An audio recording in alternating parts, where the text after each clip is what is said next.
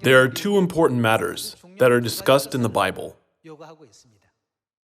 Didn't the Bible say, love your God and love your neighbor? All the law and the prophets hang on these two commandments.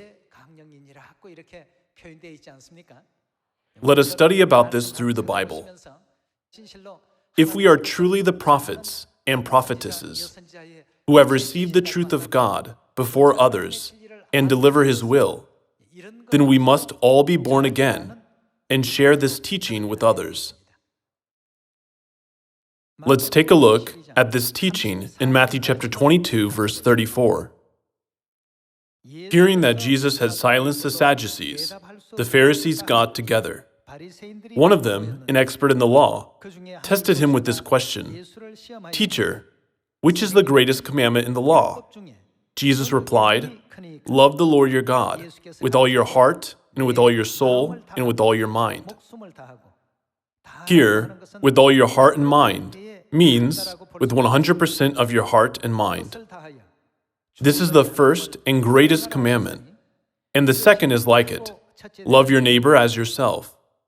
All the law and the prophets hang on these two commandments. This is what the Bible teaches us.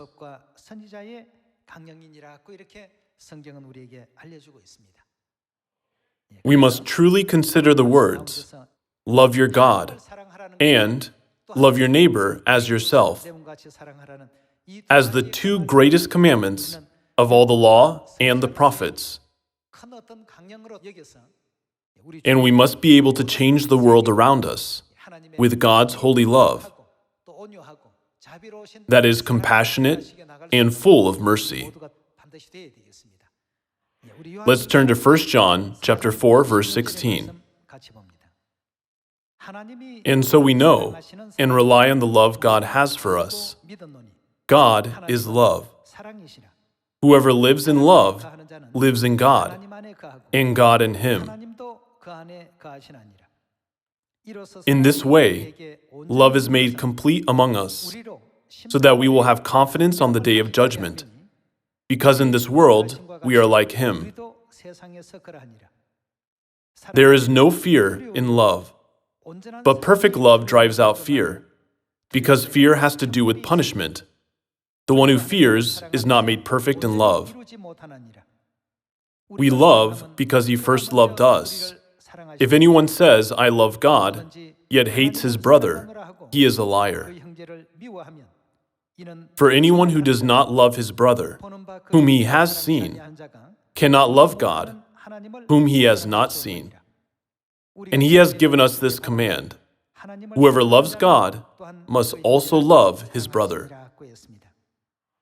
God is love. So, though we all come from different backgrounds, having different ways of speaking and acting, we must always ask ourselves, am I living according to the words of God? This should be our standard concerning all matters, so that we may all glorify our father and mother in all circumstances. According to 1 John chapter 4, we must share this holy love given by God with all the children of Zion. We need to have much patience, consideration, and be able to embrace each other's faults. Otherwise, we cannot achieve the beautiful unity that our father and mother desire. Unity can only be achieved with love.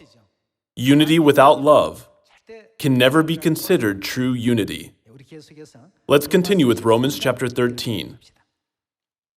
Chapter 13, verse 8 says, "Let no debt remain outstanding, except the continuing debt to love one another. For he who loves his fellow man has," what has he done? He has fulfilled the law. Among the two greatest commandments of the law and the prophets, one of them was to love God. Only when we love God can we also love our neighbors.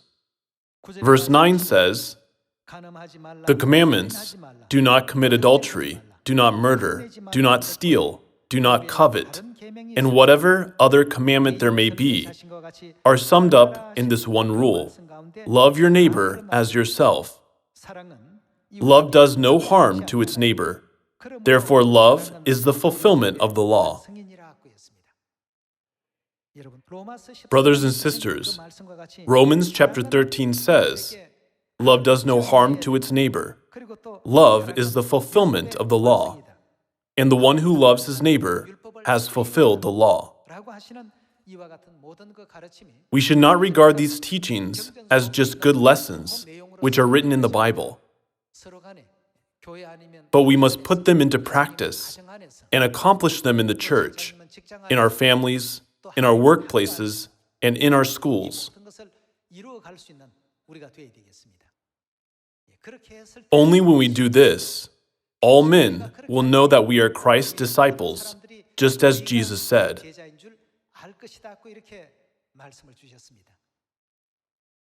I hope that our Zion will be able to practice God's love abundantly.